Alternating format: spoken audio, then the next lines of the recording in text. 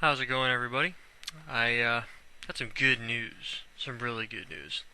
No, I haven't taken my exam yet, but I do have some other really good news.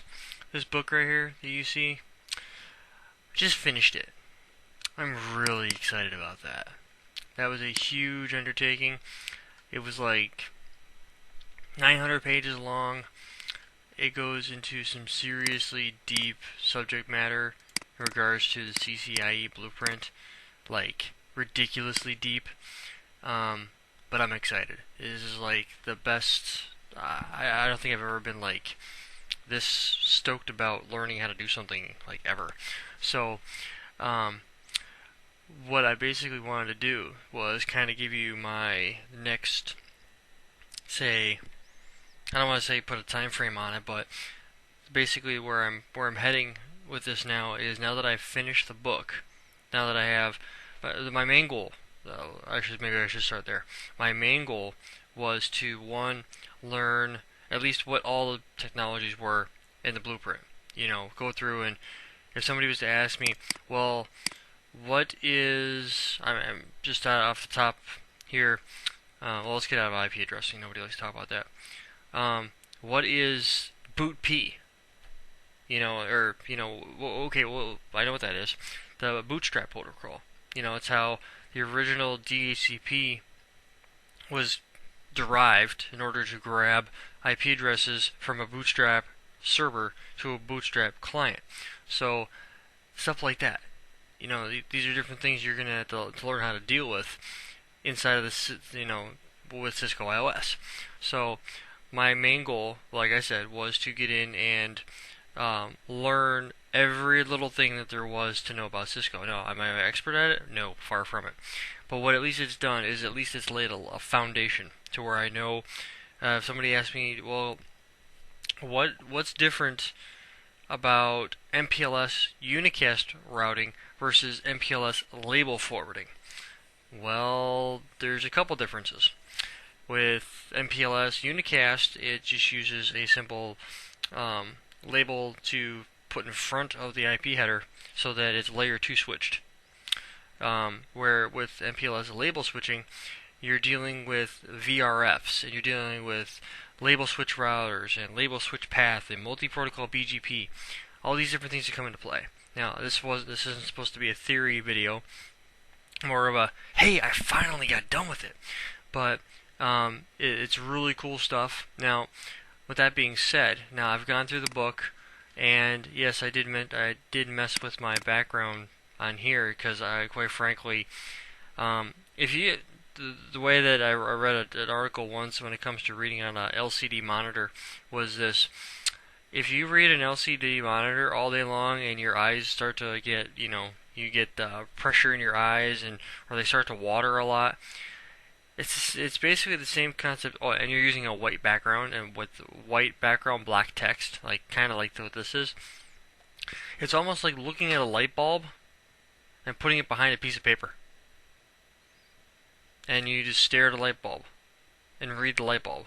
Well, after a while, your eyes can't take the glare and how bright it is, so they need a break. So I went out and I bought the book. It was $65.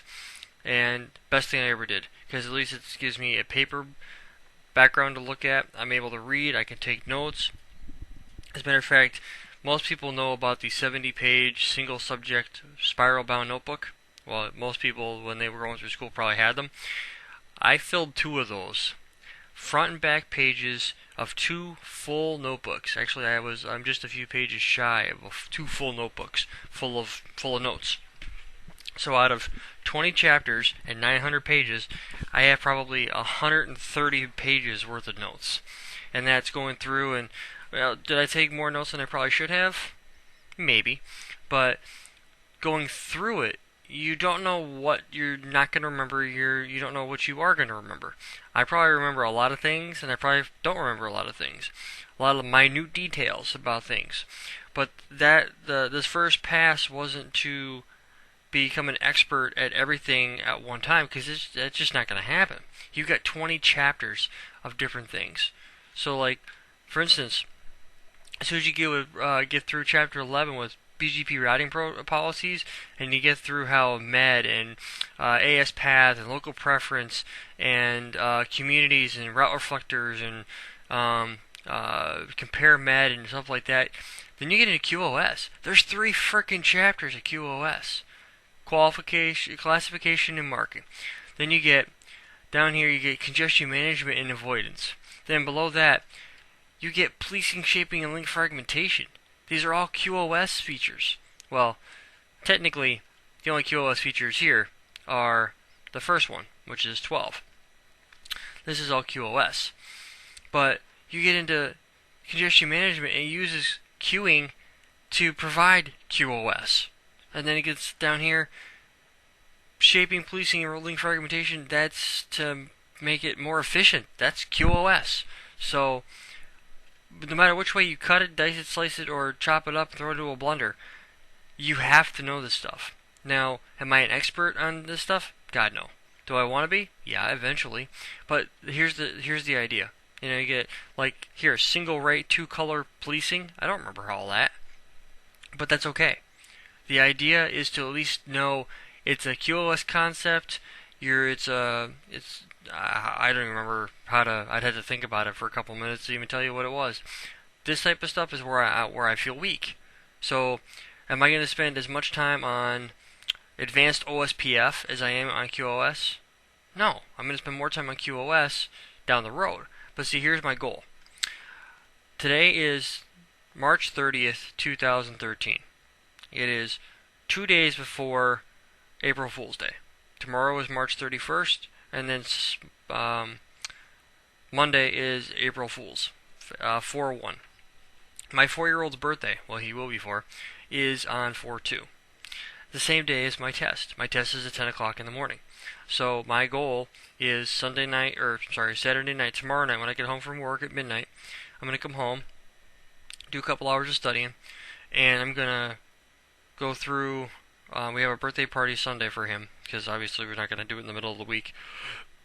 So we're going to have it on Sunday. We're going to have some family over, do our little, birthday bash from like 3 to 6, 3 to 7, whatever it is. And then I'm going to go study from like 10 to like 2 in the morning. Well, maybe not quite that long, but from like 9 or 10 at night to like midnight, 1, 2 in the morning, and then get back up at like 9 or 10 o'clock in the morning on Monday, and I'm going to study all day. But see, it's not going to be cram. I'm not going to cram for it. I'm going to go through, and it's just going to be review. Okay, take a practice test. What don't I nail the first time through? If I can't think of it pretty quick, I mean, they give you 75 minutes to take the exam, and it's only the 2 times that I've taken it, it's only been 43 questions. So, realistically, I've always finished with like 15 or 20 minutes left. So it's not a speed thing. It's not that I'm running out of time. It's that there's certain things, and I only missed it by 60 points the last time I took it. And there was a lot of IPv6 in there that I wasn't aware of. I didn't know really what ISOTAP tunnels were. I didn't know what 6-to-4 tunnels were. I didn't know what Teredo tunnels were. I didn't understand the whole dual stack concept. I was like, what the heck is that? I guessed. Well, when you pay $150 per exam, you shouldn't be guessing. So I've learned from my own mistakes. And so I know you guys are just staring at this, but I wanted to give you a quick cover of what I'm going to be doing over the next couple of months. So on Tuesday I have my test, and hopefully everything comes out and I come out with a pass. Now, assuming I pass, my goal for the next period of time, whichever it might be, I don't even know how long it's going to be. If you notice at the very beginning of the book, actually I'm going to go up a couple here. Give me 1 second to get to the top. See, that says LAN switching, and you go through your Ethernet topics, where you go through your pinouts and stuff like that, where you go through the different types of cable, straight through, crossover, rollover, console, that type of stuff. You go through Ethernet basics. This is basically like Network Plus. Okay, so you go through this. You learn what collision domains are, which switch buffering it is. Then you move down a little bit, and you move into framing and addressing. You learn the different types of switching. You learn cut through, store and forward, and right, store and forward, fragment free. I'm sorry, that was it. Store and forward, fragment free, and cut through switching. The different types of switching, how the switch will treat the frames as they're coming in the door or coming in the switch, and how it'll treat them. Then you'll understand. Then you'll learn stuff like that. It's switching and bridging. My goal, and my goal actually for the once I pass the CCNA is up through the first 3 chapters of the book. Okay, we have chapter 1, which is basically, well, it's hard to be honest with you. This is more hands-on. This is more physically touching stuff, cabling. You're having an issue with something when it comes to span and R-span, where it's you have to figure out what's going on inside the switch. Why is it doing something a certain way? Why are there so many runts, which is frames smaller than 64 bytes? Why are there collisions? Why are there late collisions? Why are there CRC errors? Why are there FSCs? Frequency checksum. I think that's what it is. Frame checksum sequence. I forget what it is off the top of my head. Something to that effect. But that's where chapter 1 comes in. Okay, that's where this stuff all comes into play. And then you come down to VLANs and VLAN trunking.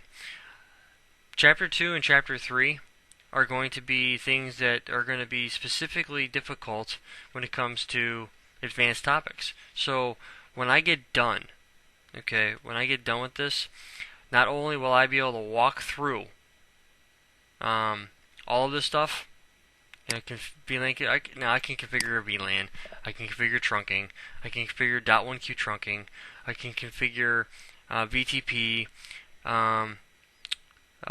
normal range and single extended range VLANs, storing VLAN configuration, where it is in the switch, and the VLAN.dat there, ISL versus the 802.1Q, and then allowed active. I have 6 switches, which actually brings me to my next topic here. I have 6 switches. I have 2 3550s and I have 4 2950s. What I'm planning on doing is I'm going to go through. Now, this is my CCNP prep. Okay, I'm going to go through, and my 2 3550s are layer 3 switches. They have the enhanced. They have the EMI image, which allows me to. Oh, I'm sorry. That's the enhanced multi-layer switch image. What that does is allows you to layer 3 switch. Allows you to keep your routing inside the switching. You don't have to jump down to a router and come back into the switch for a router on a stick. And here's a kicker. Right now, none of these routers are capable of doing router on a stick. And you're like, well, what do you mean? This is an Ethernet port right here. That Ethernet port is an Ethernet port. Raise your hand if you know how fast an Ethernet port transfer speeds at. Ding, ding, ding, ding. You are correct. 10 megabits per second. It cannot trunk. It cannot, it can't trunk because of the fact it's not a fast Ethernet. It's not 100 megabits per second. So the 3550s are going to be my router on a stick, but it's actually going to be layer 3 switching. So my goal is, by the time I get done with this, that I will be able to run layer 3 switching here, and then I will get this guy connected to it so that it will be the edge router. You know, you'll have one router goes out to the internet, and then that's how these guys will communicate. And then, of course, as I go through, I'll do the HSRP, the GLBP, the VRRP, that type of stuff. So actually what I'm going to do is too many. Well, let's see. Yeah, we'll do that. What I'm going to go through and do is go to Cisco's website, and I'm going to look at all the topics that I need to know how to do for the CCNP switch. Why am I doing switch first? Good question. Here's your answer. When you're going through the CCIE blueprint, the very first thing you catch in here is VLANs and trunking. Layer 2. So I will configure layer 2. I will become a master at VLANs and spanning tree. In here you will see multiple spanning tree. and then you'll see BPU guard. You'll see unidirectional link detection. Or link yeah, and then there'll be troubleshooting stuff like that. I want to be an expert at this stuff before I jump into the CCNP route. The idea behind this is so that when you get to it, you're good. I mean, that's the idea. .1Q tunneling, that's all going to come part of it. The idea right now is just to get strong. Actually, let me slide that over here. Let's see here. I'm going to go to where is it? No, that's not it. Oh, that's right. I put it in Cisco, and I put it under CCIE. I have to remember where I put it.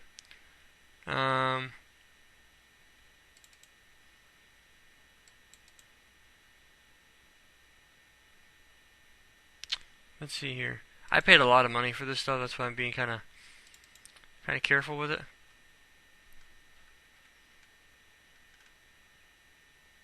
That's not what I wanted to do either. Let's see here. Where'd I put it?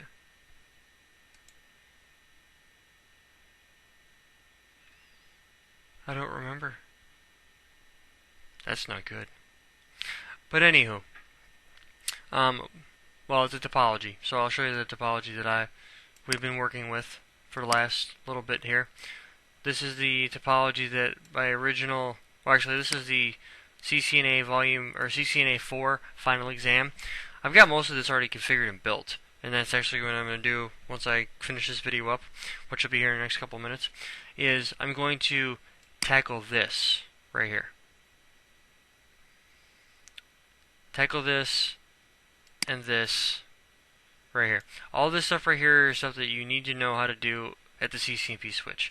I'm going to knock out the switch first, get that done, and I'm going to focus on route. And then route will be, that'll take me all the way through my CCNP route, and then I will go take the CCNP T-shoot. My goal is as soon as I take my CCNA, jump right into CCNP. And then hopefully it's April. I'm hoping sometime in May to go take the switch, and June, July take route, and sometime the end of summer take T-shoot. Now that's just roundabout goals. I've already been through all of the training for it. This is just going back through and solidifying what I already know. I'm fairly confident in most of the things that I can do, but I don't want to be fairly confident. I want to be able to walk into a switch environment and go, yeah, I know how to do that.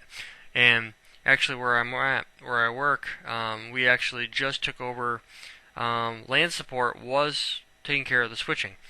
And, well, LAN support deals with servers, desktops, stuff like that, or not their servers, but deployments of applications, stuff like that. Desktop support, that's what it is. They shouldn't be messing with switches because they're not switch people. They're not network people. So what I ended up doing is my boss came to me and said, okay, well, you seem to be pretty good with switching. You're going to be the switch guy. So I took over switches.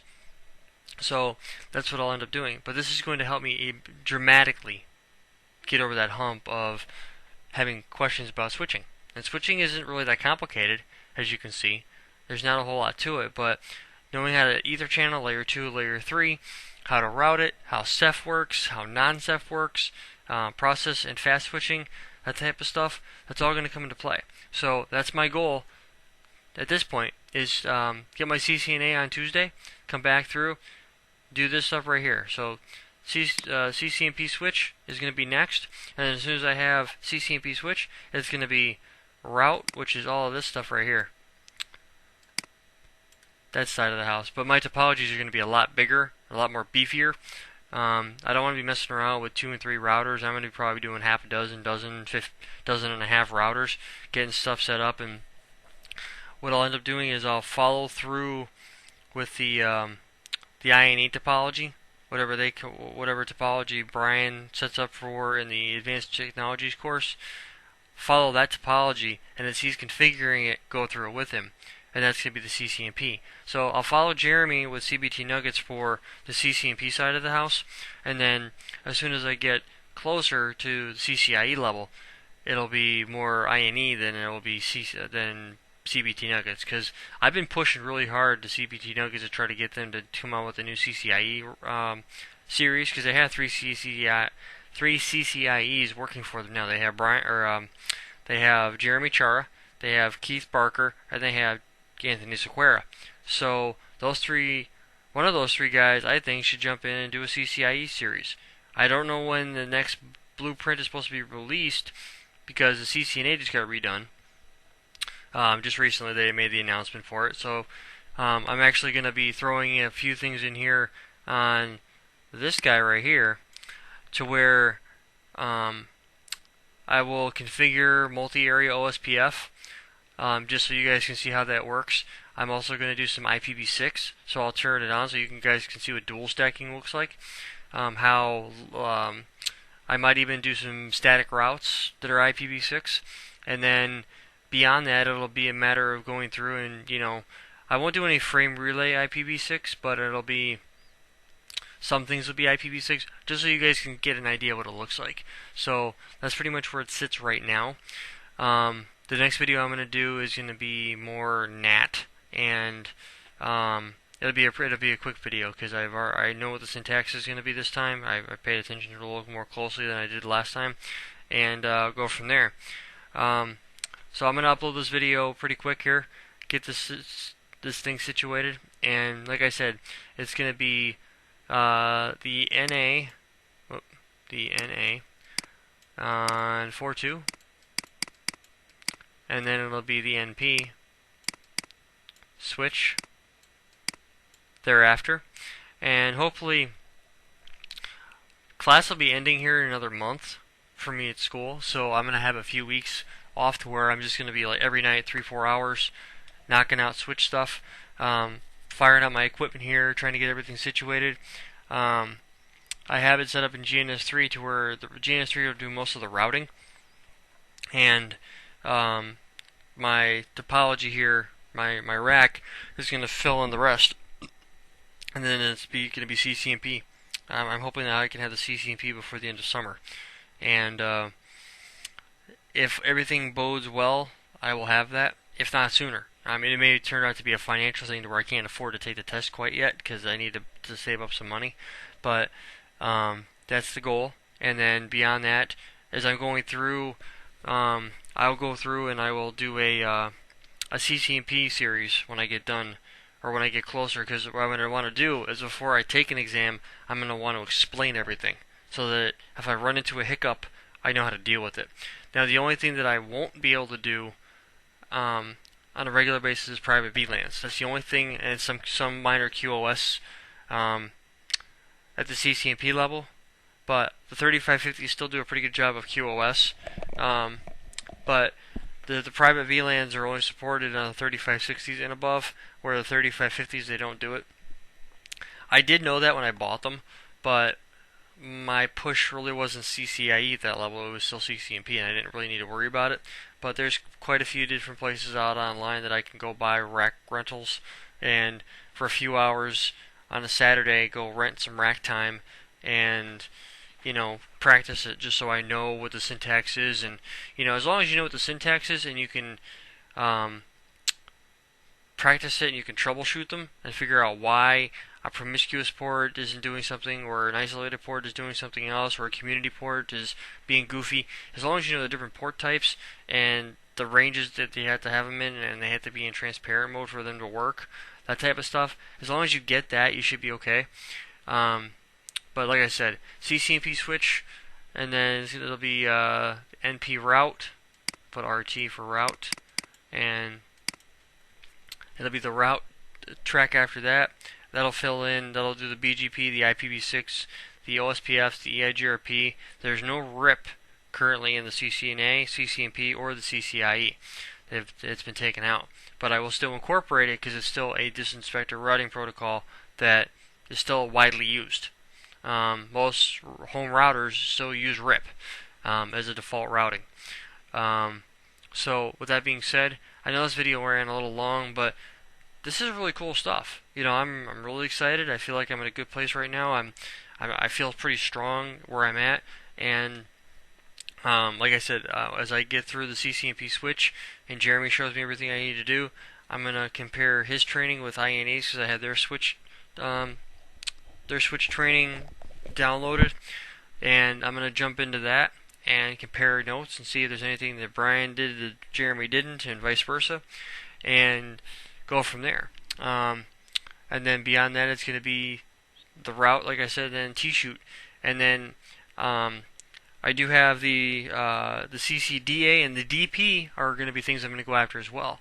Um, they're the nice thing about it, the DA it's one exam, and the DP it's one exam. So as long as you have the CCNP route and switch, you take the DP exam number, you have a CCDP. So those are just initials that I would like to have next to my name, because that a lot of the stuff that you see, if you don't understand how to deploy it and make it work, that's when you're going to run into problems. So that's why I think the design side of it is going to help out a lot when it comes to it, and understanding QoS. Because a lot of places are deploying voice and video, so knowing QoS is going to be a big thing. So I know with QoS and the CCNP is going to be pretty big. I'm going to get kind of punch that out too, so I get pretty good at QoS when it comes down to it.